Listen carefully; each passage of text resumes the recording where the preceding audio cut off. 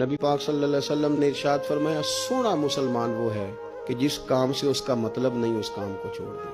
اور نبی کریم صلی اللہ علیہ وسلم نے فرمایا قیامت کے دن زیادہ گناہ ان لوگوں کے ہوں گے جو زیادہ فضول باتیں کرتے تھے، ان کے گناہ زیادہ ہوں گے۔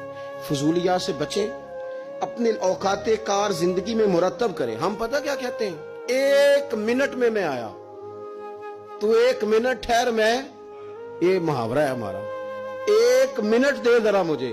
تو میں اکثر دوستوں سے کہتا ہوں کہ جو 1 منٹ ہے نا، اسے کیوں ضائع کرتے ہو؟ کیوں کہتے ہو 1 منٹ ٹھہر؟ کیوں ٹھہرے بھائی؟ آپ کو پتا ہے منٹ میں کیا ہوتا ہے؟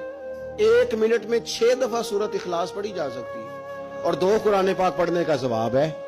1 منٹ کے اندر 26 مرتبہ کہا جا سکتا ہے سبحان اللہ و بحمدہ سبحان اللہ العظیم۔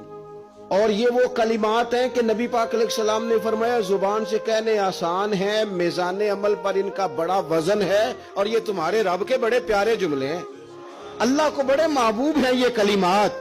آپ دیکھیں سبحان اللہ، الحمدللہ، اللہ اکبر، یہ کتنی دفعہ پڑھا جا سکتا ہے؟ 1 منٹ کے اندر کئی دفعہ پیار سے ماں باپ کی زیارت کی جا سکتی ہے، اور جتنی بار زیارت کرو پورے حج کا ثواب ملتا ہے۔ 1 منٹ کے اندر فون اٹھا کے کسی مریض کی عیادت کی جا سکتی ہے۔ اور میرے نبی پاک صلی اللہ علیہ وسلم نے فرمایا جب تم مریض کی عیادت کرتا ہے تو خدا کی رحمت کا دریا بہہ رہا تھا، تو نے اس میں غوطہ لگا لیا ہے۔ 1 منٹ کے اندر تو کمال ہو جاتا ہے، لیکن شرط یہ ہے کہ اس منٹ کو ضائع نہیں کرنا۔